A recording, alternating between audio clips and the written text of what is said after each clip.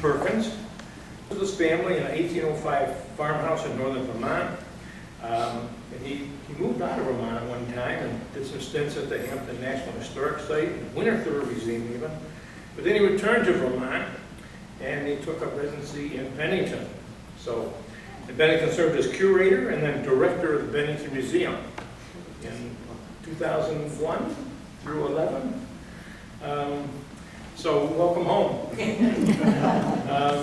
But since 2015, he's been the executive director of the Vermont Historical Society. Which, if you haven't been up there, you should go up there because it's a pretty neat place. And besides his job, he's got a couple teenagers and he's fixing his old house up, and he's a busy guy. But he's going to talk today about the formation of Vermont's democracy from an independent republic to what it is today. Well, thank you all so very much, and I look around the room, and thank you all for coming, and lots and lots of familiar faces, and I think everybody knows my biography here. Spending 10 years at the Bennington Museum, I was looking at my calendar this morning as I was getting ready to come down, and realizing that it was just about this time, 22 years ago, that I was offered the job of curator at the Bennington Museum, and I started in June of that year, unmarried, and I left Bennington in 2011, married with 2 kids. And some of you may be interested in the kids. Josh is 19 now. He was in 1st grade when we left. And Celia, who was a toddler, is a sophomore in high school now. So anyway, it's wonderful to come back. I was asked to do this talk, which I entitled A Loose Confederacy of Villages. This was something that I was asked, they asked me to put together in 2017, and I presented it in 2017 and 2018 for the UVM Extension service as they did training for new state officers around the state of Vermont. So they would do that every other year, around the time of town meeting, or shortly after town meeting, once officers were elected. That being said, it is an overview. I do have some fun little nuggets here that I pulled in, and I'm also looking around the room knowing there's many people in this room that could probably do this talk much more justice than me. So be kind by the time we get to the end, and we can certainly have a conversation once we get there. The talk really kind of starts at the formation of what is now Vermont, and I'll talk a bit about how our government evolved from the earliest days, the evolution and growth of the tradition of town meeting. We'll delve into the mountain rule. We'll talk a bit about what is representation. What does it mean to be represented in government? We'll talk a bit about I called it the one-party experiment in Vermont. We're rolling back into that now. And then we'll finish up with some thoughts on civility. Like I said, I produced this in 2017 and 2018. I am, the bulk of the information here comes from 2 great Vermont historians, one of them not being Steve Perkins. So Frank Bryan, I think many people may have read Frank's work or heard Frank talk. Really, I would call, he was a historian and sociologist, but really the poet of town meeting. If you had someone who was going to defend the idea and the tradition of town meeting to the bitter end, it would have been Frank Bryan. So his work and his writing. And then Sam Hand, who also was a political scientist at UVM, and again, great writer and thinker on Vermont, especially its political traditions. Sam passed away about 10 years ago now. And Frank doesn't do speaking engagements anymore. So, formation of Vermont. We have a very knowledgeable crowd right here. So we have this place, this geographical place that we now call Vermont, of course inhabited since the retreat of the glaciers by various native and indigenous groups. The political organization of the place that we're going to talk about today starts with the French, who under Most notably, Samuel de Champlain came down the St. Lawrence River into the St. Lawrence Valley and started to come into this area that we call Vermont from the north. It actually parceled up, as most Europeans like to do, the northern part of our state into farming grants called seigneuries. We're not sure how many French farmers really settled in what's now Vermont and northern New York. We have some great maps, at least, that show those areas. And militarily, the French absolutely moved into northern Vermont, fortifying much of the Lake Champlain corridor. Now, from the south come the English, and we all know about that. Settling throughout the eastern seaboard of what's now the United States, we were most of the folks coming into Vermont came out of New England, and well, we're in Bennington, right? Bennington, named after Benning Wentworth, governor of New Hampshire, who says, "I've got my colony. I'm going to put a dot on the map on the as far west as that colony goes." I'm talking in really broad terms here, and we'll start selling land patents to the land in what's now Vermont. And he starts selling those, interestingly enough, not really sold to too many people from New Hampshire, but mostly those from southern New England, Connecticut, some parts of Massachusetts. New York, legally, as we now know, had the right to this land per King George all the way to the Connecticut River, also started granting land grants. Not really going to get into this too much. This is probably another talk, okay? We can talk about Ethan Allen, and we can talk about the Green Mountain Boys, and all that happened that ended up. Ultimately, the American Revolution happened, everybody had to kind of simmer down, and those who got here first took place of primacy. Those that got here first were largely the folks that received the New Hampshire land grants. This will come back a little bit later in the talk as we talk about some of the political traditions of Vermont, which are very different from a number of the political traditions in New York.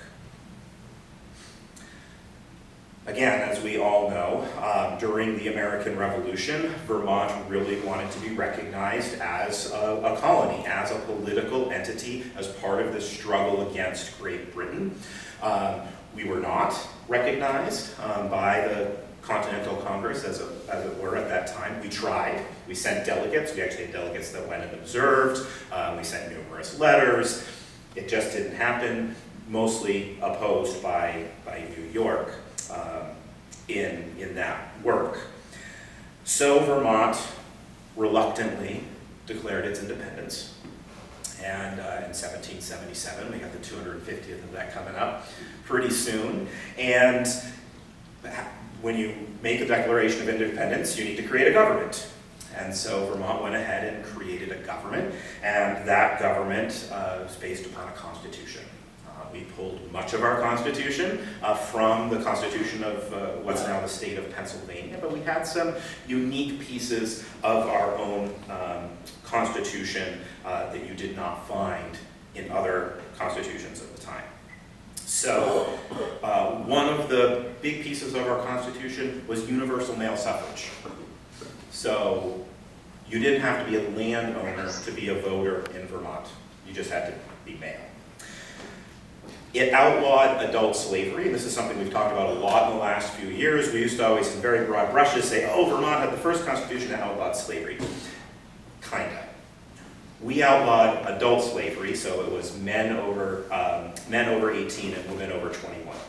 And, but it still allowed for child or teenage slavery. So that's a nuance of Vermont's constitution, and there's actually an amendment, whether how you feel about that, right now to put an amendment into the Vermont Constitution to do away with that clause.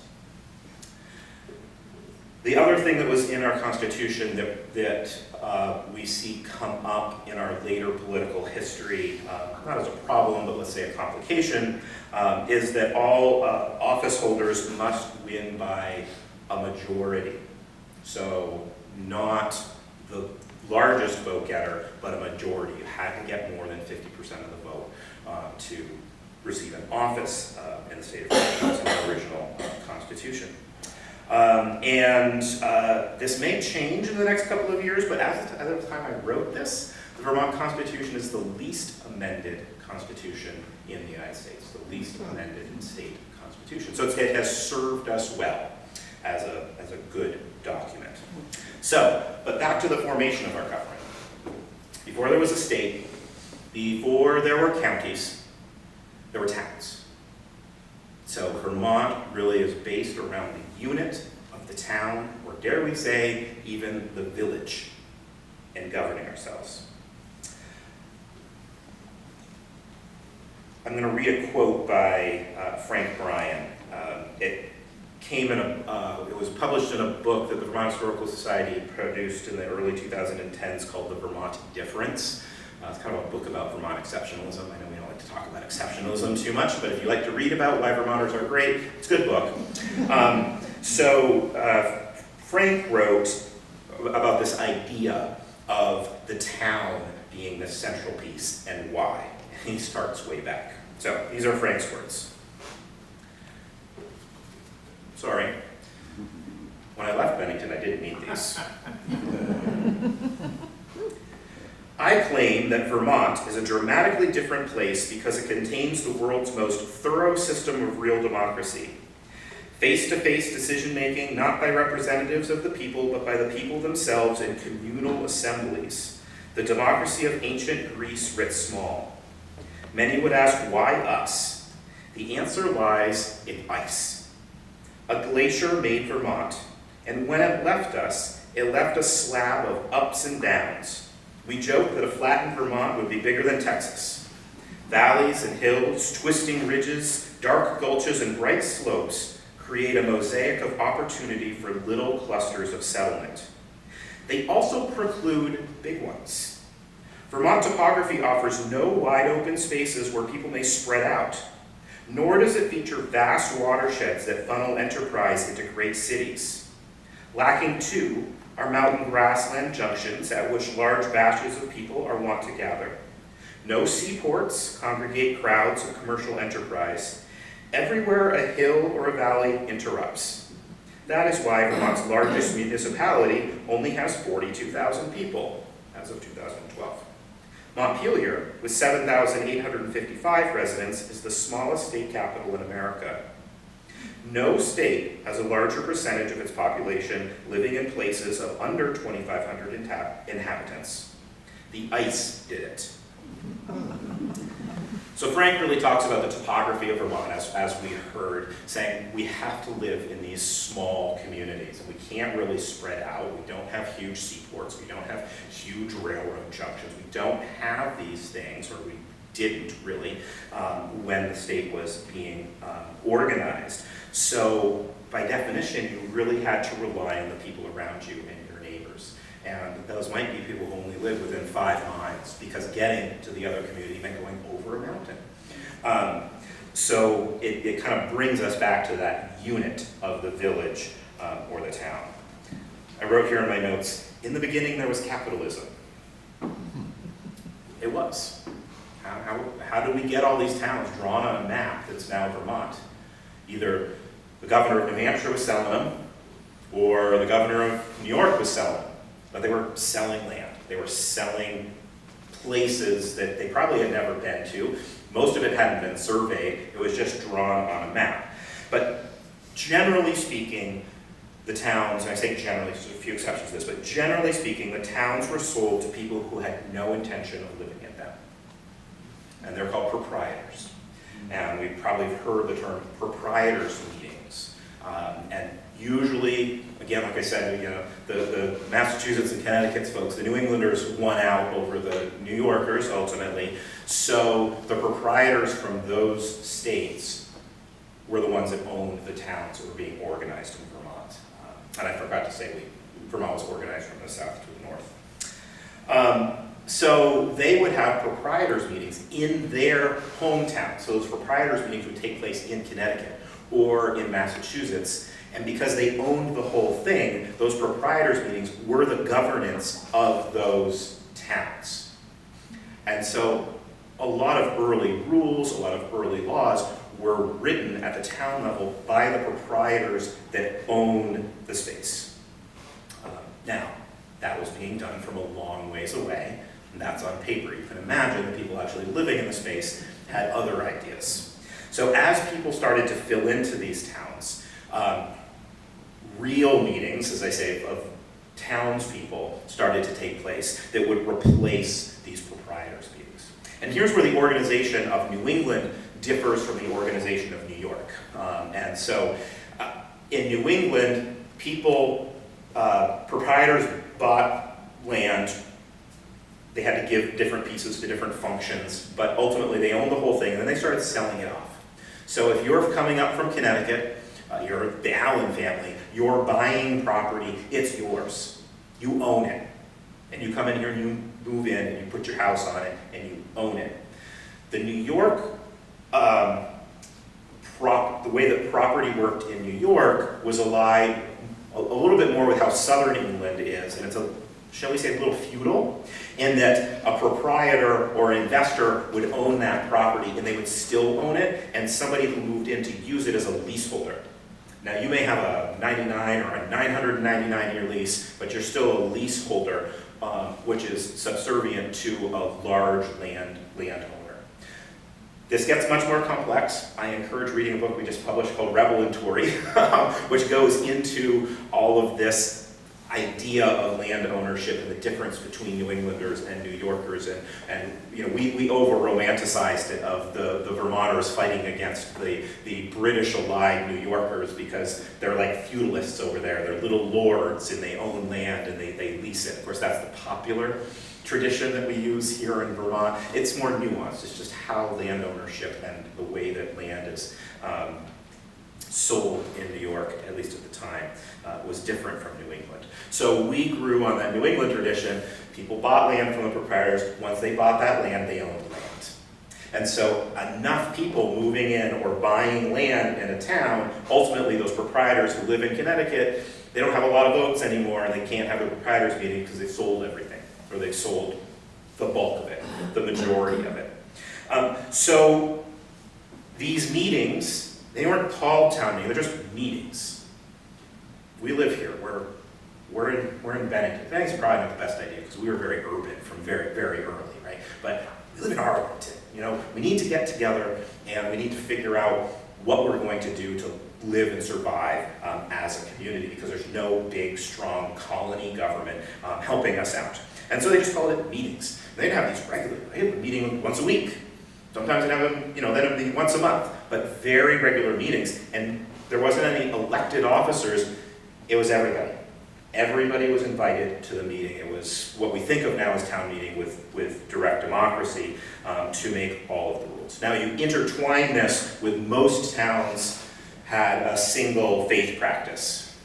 So predominantly being congregational, but that is not completely true because sometimes some towns like Bennington, made the Baptists go live in Pownell. And so, there were other faiths, but in broad sweep of generalization for Vermont, most towns had a fairly singular faith practice. This meant that people were getting together all the time anyway. So they were getting together for worship, but they were also getting together to make rules, make laws, and figure out what was going on in their town, and solve differences.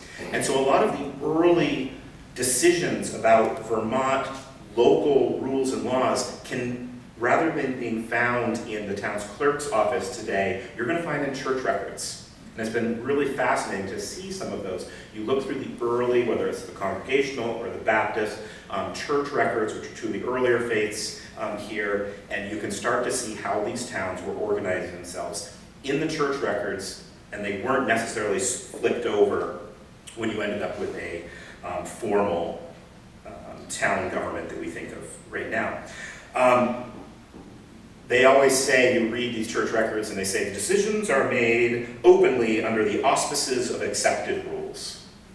Whose accepted rules? So the church's accepted rules. But in New England, with largely settled by Protestants, a lot of Commonwealth supporters, roundheads, shall we call them. There is a good idea of direct democracy in that tradition that ended up here in New England. Again, why we are somewhat different in New England from New York, from the Mid-Atlantic, from Virginia. A lot of it has to deal with cultural pathways.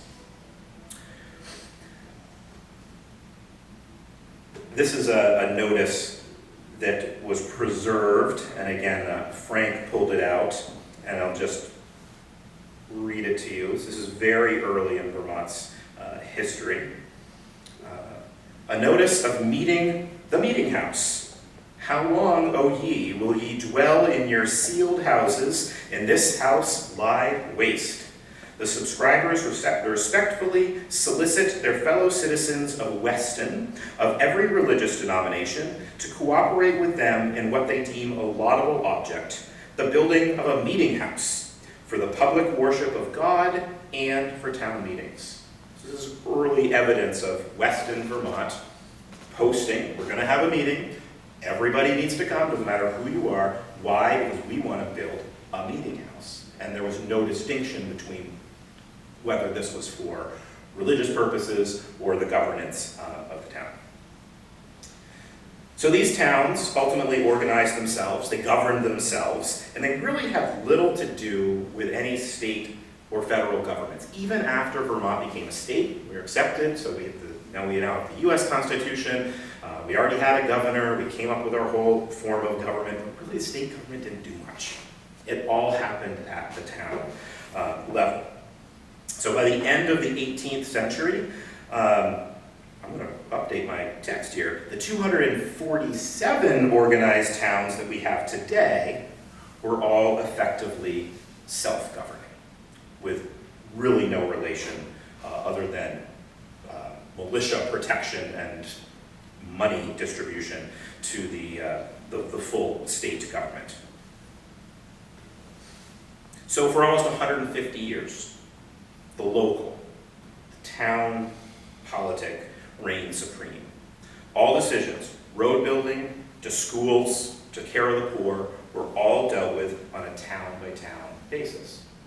Sounds romantic, but you can understand that this could get a bit cumbersome over time with all these little towns. We had great titles in our towns. Some towns came up with them, others we had swine reeves. We had fence viewers. Does Shaftesbury still have a fence viewer? Anyone live in Shaftesbury? Still has a fence viewer. Fred Eric, I remember, was the fence viewer when I was here.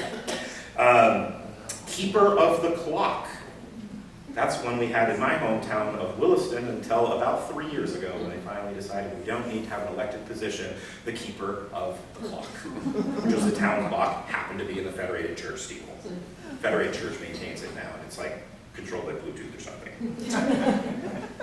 And then overseer of the poor. I talked a bit about care of poor. And often when you hear that term, or people think really kind of universally of, oh, overseer of the poor, that's someone who doesn't pay their debts. Rather than sending them to jail, you've got to do something with these folks. That was a very small part of it. Because it really was, it was the early welfare. It was how do we take care of our sick, how do we take care of our disabled, and how do we take care of our elderly? The majority of people that were taken care of by the overseer of the poor were the elderly. Remember, there's no social security, there was none of that. What do you do when someone becomes too old to work anymore? And we live in a very agrarian society. So this comes from English, the English tradition. If you read Dickens, you have the poorhouse, right? Send them to the poorhouse. And it was Vermont. We had a few poorhouses, but generally there were poor farms. And the elected position of overseer of the poor usually oversaw the poor farm. They operated in many different ways, again, because it was all up to the town. Sometimes towns banded together. But Vermont finally did away with its poor farm statutes in 1968. So the last poor farm in Vermont did not close until 1969. That was up the Sheldon Poor Farm, which was run by Enosburg, Georgia, Sheldon, Georgia, and St. Albans. This idea of overseer of the poor relates back to some of Vermont's early history. I don't know how many people know the story of Dinah. Dinah was an enslaved woman who lived in Windsor, Vermont. And so this starts to show a tension between town and state. So there was a judge, he was a lawyer at the time, he was a judge, he was actually a Vermont Supreme Court justice. His name was Stephen Jacob. And remember I said that Vermont Constitution outlawed adult slavery. Well, in 1880 something, he crossed the river to New Hampshire where slavery was free. He bought a woman named Dinah and brought him back across the Connecticut River to his home in Windsor. And she worked in his household until she became old and infirm. So she had some sight issues, she had some mobility issues. He kicked her out of the house. Can't work for me anymore. Town overseer of the poor now needs to take care of Dinah. Town said, no, we're not taking care of Dinah. You bought her. You enslaved her. It's your responsibility to take care of her. Oh, she's not enslaved. She just happened to work in my household. So it got so bad that the town took him to court. And you only had one option at the time. It was the Vermont Supreme Court, and they rode on a circuit around the state. The Vermont Supreme Court met, and there was a trial. And probably not the best look for the Vermont Supreme Court. Of course, he served on the Vermont Supreme Court, so he had to recuse himself. Royal Tyler was the Chief Justice at the time. And the town actually produced the bill of sale. And I noticed downstairs that, I don't know if Callie or Jamie put together the exhibit downstairs that has the bill of sale for one of the enslaved people at the Fay spot. So a similar document was produced, and that document has survived. But a very interesting argument was made by Judge Jacob to the Supreme Court in saying that I couldn't have enslaved her. Slavery was illegal in the state of Vermont. And so the Supreme Court threw out the evidence. Evidence doesn't matter. It's a bill of sale from New Hampshire. Slavery is banned by the Vermont Constitution. Therefore, he did not enslave this woman. And so they didn't rule in his favor, but they threw the case out in that it couldn't be prosecuted. Ultimately, the town, again, not great, the town warned her off. So you start to see this sort of thing show up in towns. Like, we don't want to take care of somebody who's poor, so instead we have this rule where we can warn them out. The town votes at town meeting that we don't want you to live here anymore. This often happened with folks who are poor or disabled, because we don't want to take care of you. Go to the next town. They warned her out a couple of times. She didn't leave. We're not sure what happened within the town itself, but ultimately the town did end up caring for her. They, when she died, buried her and erected a gravestone in her honor at the expense of the town of Windsor, and she's buried down in Windsor. But an interesting story of how that idea of that very local control starts to hit constitutionality, how it interacts with other towns. So we'll come back to that here, but I want to jump into the mountain rule. So here's our foray into statewide politics. So yes, there are statewide elected offices in Vermont, and there had been ever since we created a constitution. And Vermont, as everyone knows, we feel like it's north-south today, but for many, many years, much of our history, it was east-west. Mountains right down the middle of the state. And you've got folks who live on the west side of the mountains, folks who live on the east side of the mountains. Folks on the east side of the mountains really are much more aligned politically with New Hampshire. Folks on the west side don't like New York, so they're a bit more independent-wise. You often hear some terms of like the Allen faction or the Arlington junta kind of dominating Vermont politics. That's referring to the western folks. Again, some great books and writing on that. But we almost have two Vermonts. We have an eastern Vermont and a western Vermont. They don't really like each other. Well, for those of you who've seen Hamilton, or kind of understand the start of our early two-party system, you had Republicans on the east, and you had Federalists on the west. So again, it kind of shows that split in Vermont politics. So they came up with this informal rule we now call it the mountain rule, or historians call it the mountain rule. It started with judges. So as we elected judges to the Vermont Supreme Court, and then ultimately once superior courts were created, those judges were alternated. So if you just elected a judge from the eastern side of the state, then a judge from the western side would move forward, or they aren't elected in Vermont. So it started with judges, and that's easy to do because they're appointed, right? You're always going to go to the right, the east, and the west. This then extended to governors, and then congressmen, and then senators. You all know that in Vermont we love our incumbents, right? We are incumbents. We love incumbents. Very, very rarely does an incumbent politician lose their seat. It happens, exceedingly rare if you look at Vermont history. We often say that if you get elected senator of Vermont, you are a senator for life. We haven't had any senators defeated. They've all served until they decided they don't want to serve anymore. And so, what do we have? We've got 2 senators. And so from the formation of Vermont till 1973, there was 1 senator from the east, 1 senator from the west. And so when Senator Leahy was elected, it broke that. And there were still people that were really upset because he took George Aiken's seat. George Aiken from Putney. That was the eastern seat.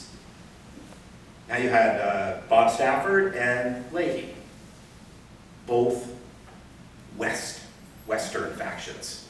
So this was, we take this to the 1970s. The only place that was really formalized was in congressional districts. So we started out with 4, and by 1870 we had 2. Well, that's easy, right? You have 2 congressmen, so we're going to draw the line down the middle of the state. So not really by population, it was geographic. You had a congressman from each side. That worked okay until 1928, when they said, oh, well, you got 1 now. And even then, it was somewhat alternated. So that's the mountain rule. And we see that really steadily, like I said, senators until the 1970s, congressmen until the 1920s, and governors really up in the 1920s, and we'll jump into governors again. But just remember that that's whenever I refer to the mountain rule, it refers to the split of Vermont, east and west.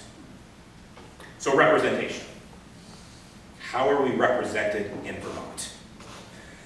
For much of our history, Sam Hand referred to them as little republics. So if you read a lot of his work, he refers to little republics. And when he says a little republic, he's talking about the town, because it's all based on the town. Each town is its own little republic.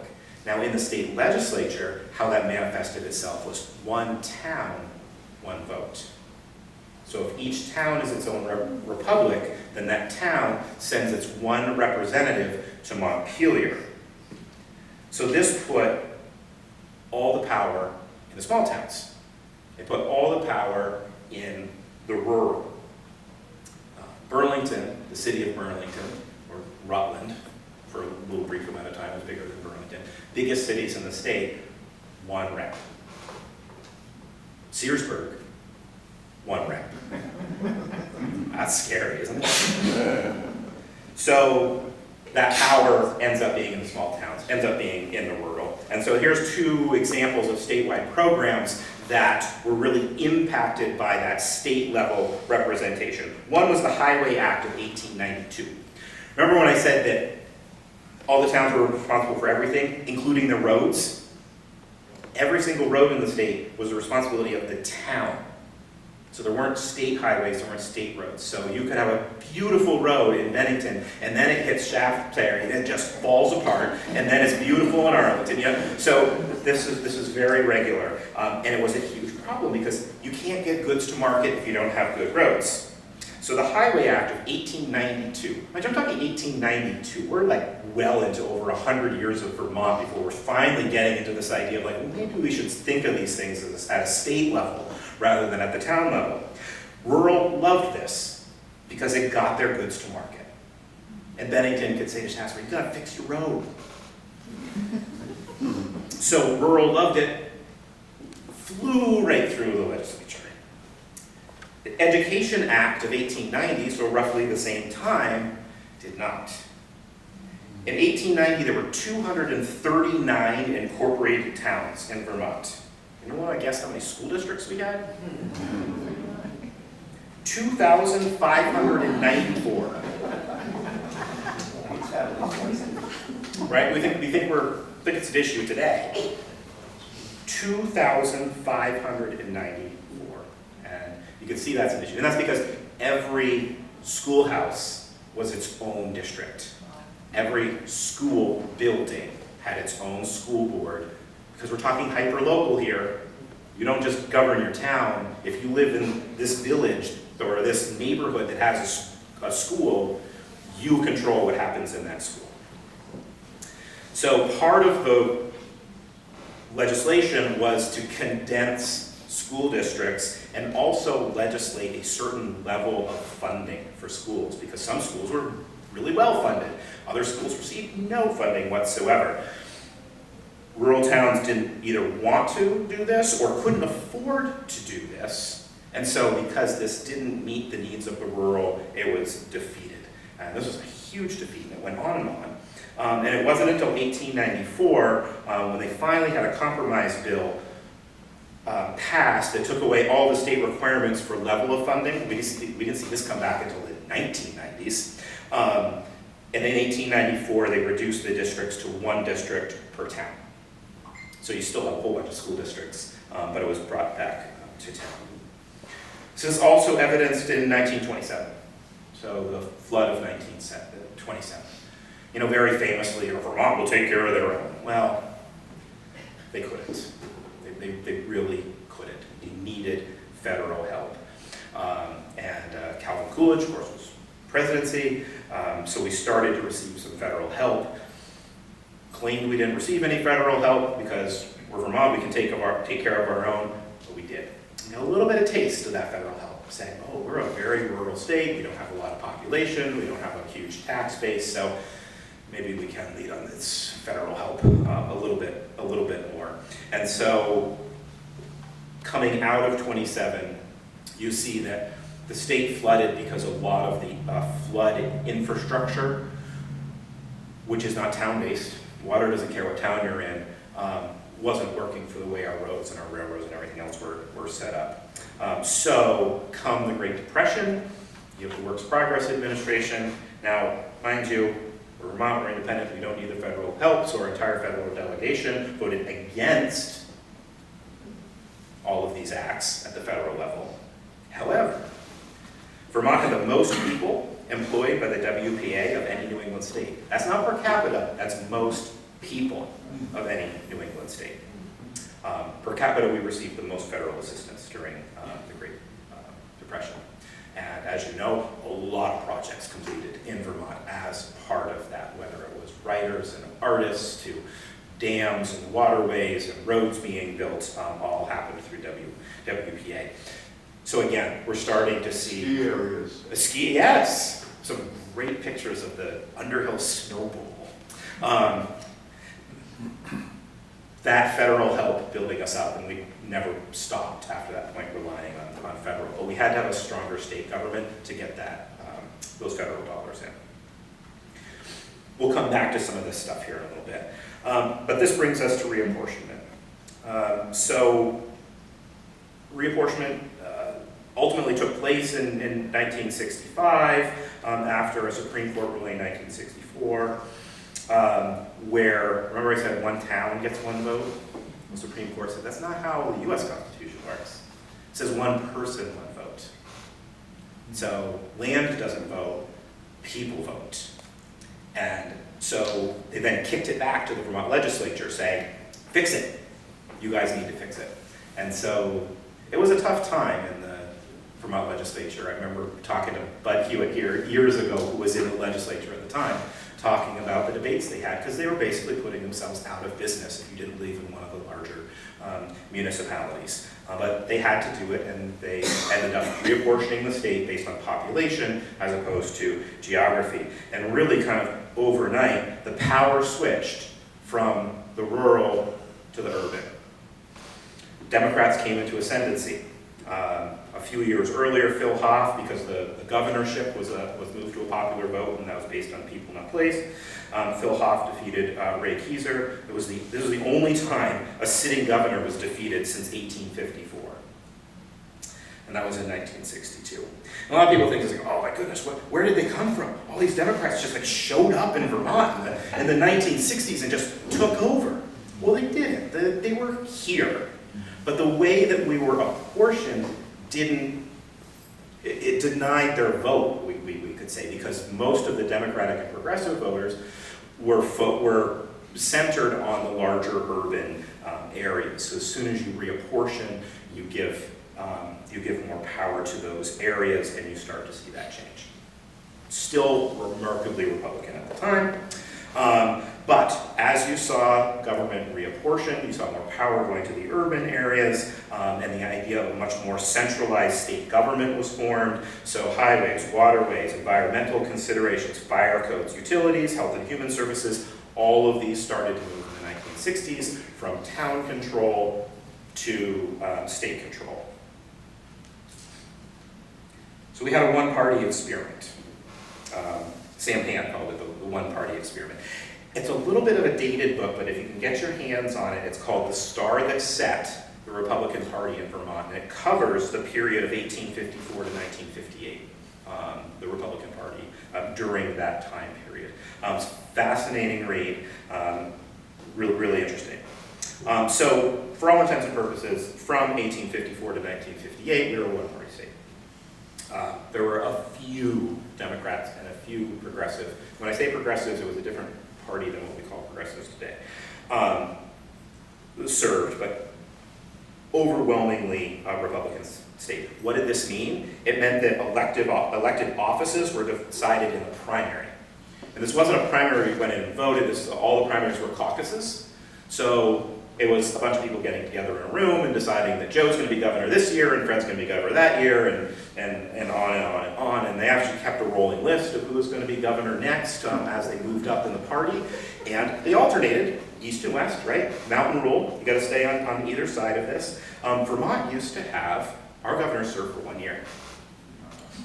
We talk about now they only serve for 2 years. They used to only serve for 1 year, and there was a gentleman's agreement that governors would serve for 2 terms, 2 years, and then they'd make way for the next one. I can't remember who the governor was, but he said, I think I want to do a 3rd year. And guess what happened? Changed our constitution, so it was a 2-year term, and now you serve 1 term. And again, these are all agreements. This was really in law. Now, other parties, Democrats and progressives, and some anarchists thrown in there too, in the early 1900s, did make good runs for offices. But if you remember, our Constitution said if you want to run for office, you have to get the majority. If you don't get the majority of votes, the election goes to the legislature. The legislature is Republican controlled. And so there were many cases where the Republican was not the top vote getter, but was the person elected by the legislature to serve, to represent that town or municipality, really because of that one-party rule. I read a great story, whether it's apocryphal or not. You have a small town, counting votes. Now, back in that time, there wasn't a standardized ballot. You could just put a piece of paper in the ballot box saying what you wanted. Sometimes parties would hand out ballots, like here's a red ballot or here's a blue ballot, and that indicates your vote, put it in there. So here's the town officer going through these ballots: Republican, Republican, Republican, Republican, Democrat, Republican, Republican, Republican, Republican, Democrat. That bastard voted twice.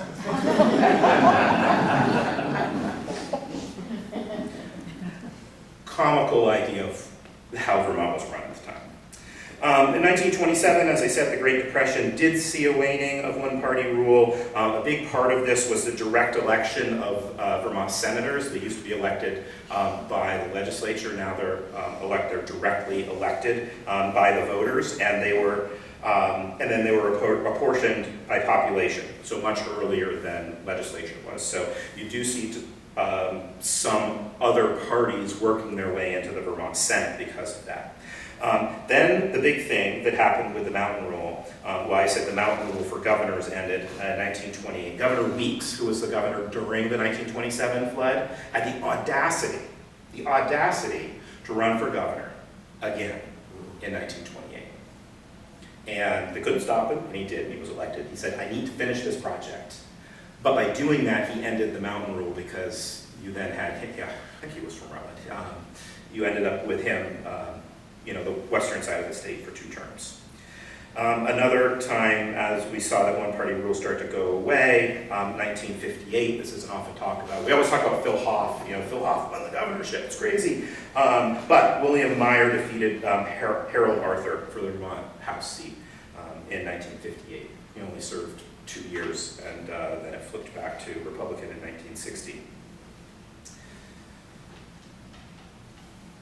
So again, like I said, Hoff made history in 1962, and though the state really stayed solidly Republican until the 1980s, the tide really did start to change here. Just of note, in 1964, Vermont, the popular vote in Vermont went for LBJ. The popular vote in Vermont did not go for a Democrat again until Bill Clinton in 1992.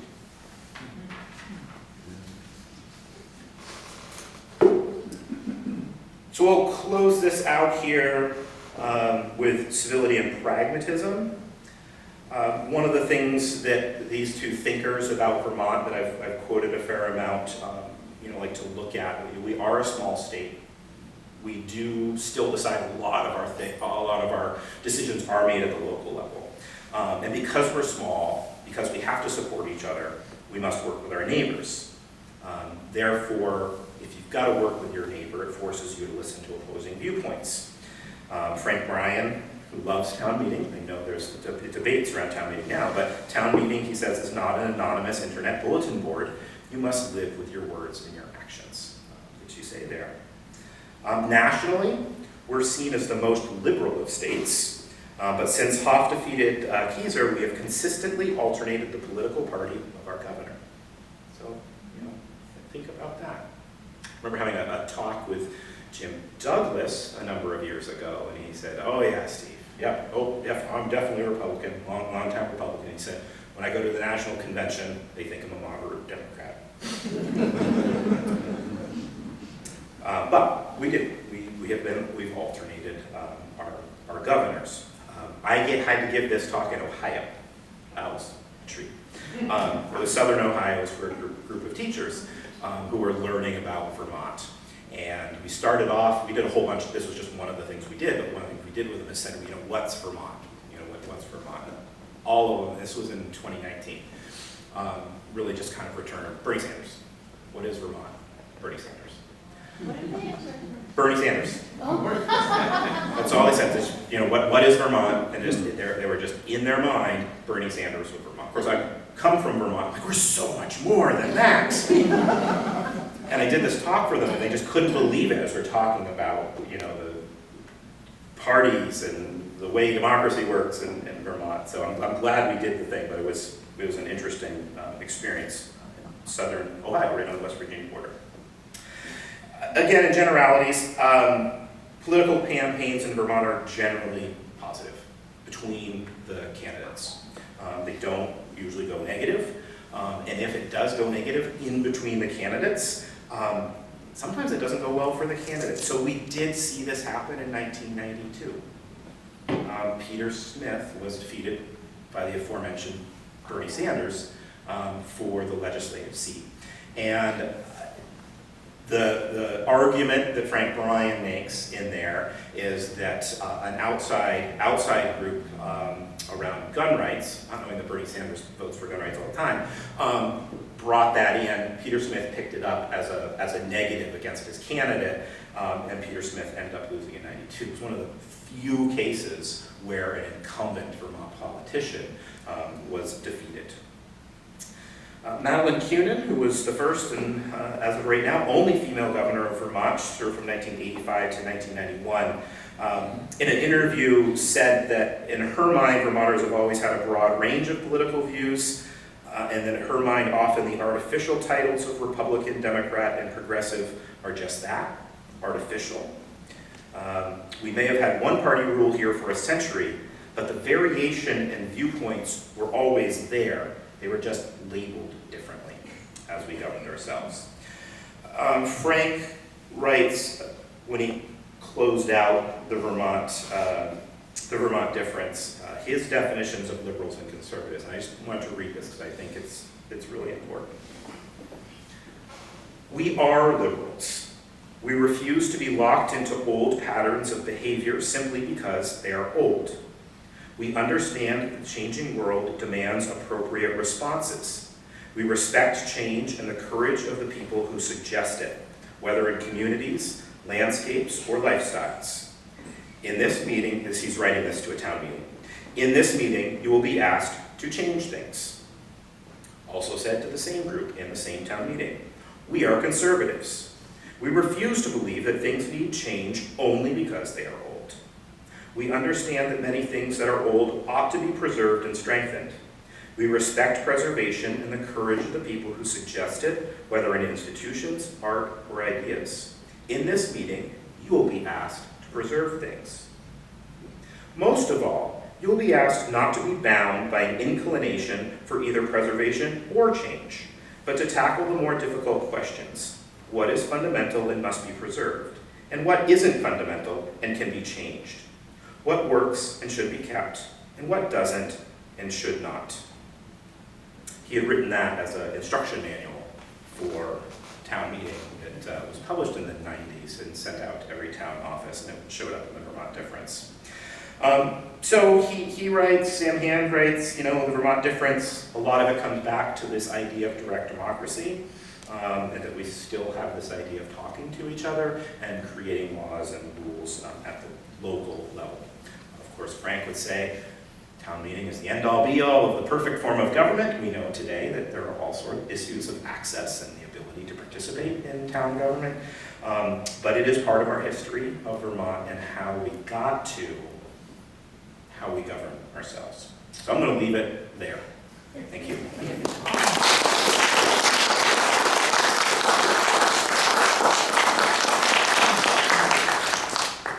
5 minutes to spare. How about that? Happy for any questions or commentary. I have a question about way back when Vermont declared itself independent. Was that common among the colonies, and was there blowback from colonies in general?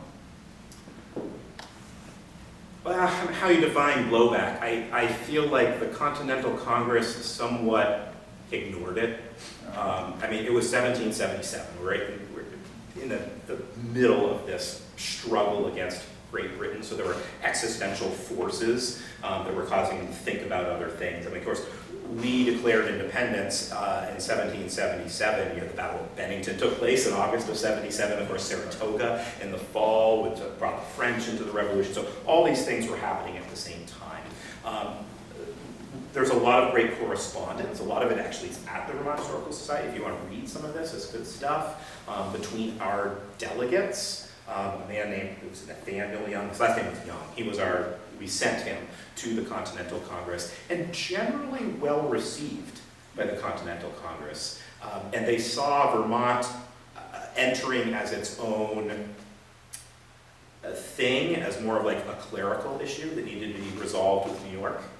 Of course, we didn't see that as the Vermont Republic, but from their standpoint, from the letters and the formal responses that come back, You know, there's that issue.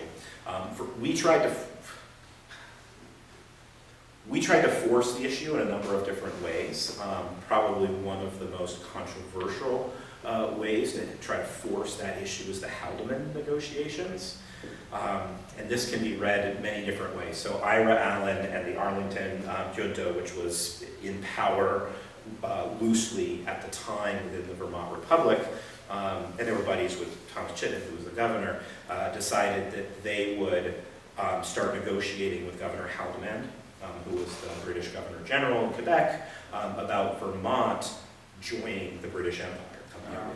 And, 1780, 1781, in that time period. So Vermont was a republic, independent, trying to force that issue. And I say trying to force the issue because when Ira Allen wrote his autobiography, he said, oh yeah, we were just trying to force the Continental Congress to take us. We weren't really serious about our negotiations with Great Britain. And you got other folks who are saying, oh, he was pretty darn serious about his negotiations with Great Britain at the time. So there was a lot of movement within Vermont government to try to get us recognized. There's a really old book called The Reluctant Republic by Frederick Van de Water. I think the title still holds. A lot of his information in there may be a little rose-colored, but that title holds, is that Vermont was not terribly interested in being its own republic. We hold that up. We love to celebrate it. We love to poke Texas in the eye that, you know, we're the first republic. You know, my feeling is, from the research I've done and what I've read, is that if Vermont had been accepted as part of this group, what became the United States, they would have jumped right on it. They wanted to be a part of that. They did not want to go it alone. They did not want to be a republic. They did it because they had to. And of course, in 1791, as soon as they could raise $30,000 in gold and ship it off to New York, they became the 14th state. Best I can do, Mark. You mentioned the east-west divide. What do you think about the now north-south divide? Yeah, I almost don't see it as a north-south divide. I almost see it as you've got this, like, central thoroughfare from Burlington to Montpelier, and then the rest of the state. I lived here, obviously, for 10 years. I live in the northern part of the state now. I live in that evil empire on the outside of Burlington right now. And I know when I lived here, we complained a lot that no one was paying attention. But, you know, on balance, the state is well represented throughout state government, very well. But I do feel, because of the population, and the population growth is happening in that Chittenden, Washington County group, that those two counties are growing and growing and growing in power because we're a representative government, and it's one person, one vote, and that's a big population there. So that's a big shift in our state, and certainly from reapportionment on, you see the power going to those particular urban areas. Phil? See, the phrase the Vermont Republic or the Republic of Vermont has become very popular politically and literarily, but in the Constitution and the early documents, the word or words are state and commonwealth. Where did the republic thing come in? Ira Allen talked about it in his autobiography as republic. I don't know if that's the earliest usage, but he was writing that in the 1790s, so soon. But you are correct, and yeah, I did not mention that. In the founding documents, we do not say republic. And the leader of our republic was a governor, not a president or a potentate or anything else. It was a governor. But Ira Allen, I'll look that up to see. That's pretty early. Yep, it's very early. Now, Ira did a lot to make sure that Ira got money, that the Allen name was preserved. His biography of his brother is, you know, myth-making, amazing stuff. I know a little bit about this, about Ira now, and it's another preview, we just received a manuscript of the Historical Society. We'll be publishing a brand new autobiography of Ira Allen. Should be coming out in the next 2 years, in conjunction with the 250th. And Ira's he has his own autobiography, or it was turned into an autobiography. And then James Wilbur of Manchester wrote a biography of Ira Allen, but it's almost as bad as Ira's biography of his brother, Ethan. So look forward to that publication. Kind of look into what was going on with these Allen kids in Vermont. Going back to the beginning of your lecture, what was the attitude of the Algonquin, Mohegan, Micmac to this area? I can understand as an Englishman you own property, but they didn't. What did they say? Well, I can't speak for them, certainly, and I can reflect on things that I've been told by Abenaki scholars. That as we all know, the land belongs to everybody. You use it, but it is it was territorial. These were these groups were organized. People organized themselves no matter where they live. They organized themselves, and so there were, based on language groupings, a Benaki in the pronunciation, which is an Algonquian language, and that was eastern New England and Vermont. This part here was more Mohican, but rest of Vermont and then into Canada. But of course, the Iroquois across the lake were mortal enemies with the Algonquian-speaking people, and they were at war for thousands of years. I guess I can't speak to what I'm not going to put myself in somebody's head. What do you think of X, Y, and Z? But I can speak to some outcomes that happened to Native peoples who lived in this area, and it was all about who they allied themselves with. So as I talked about at the beginning, the French fortified the Champlain Valley and had their type of land grant in northern Lake Champlain, and the English were coming up from the south, and were in New York already. The French had, good's probably not the right term, but they had a relationship with many of the tribes that were more northern facing. So a lot of the Algonquian-speaking peoples were allied with the French.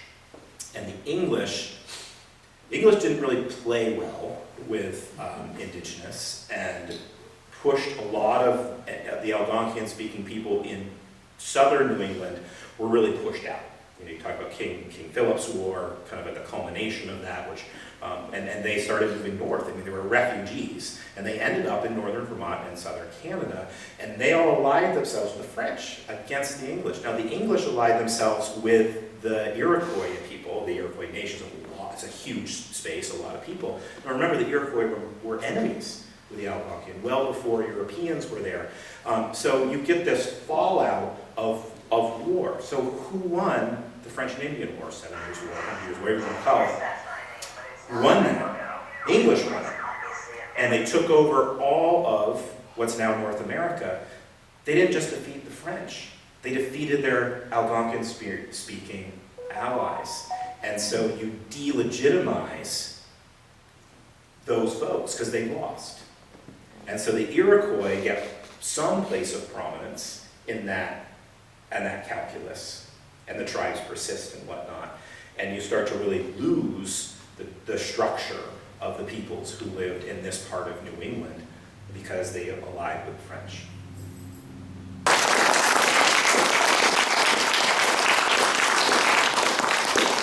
As being a flatlander, only being in Bennington a couple of years, you cleared away a lot of the clouds which Beth and I have talked about over the kitchen table, the school districts and how things are run.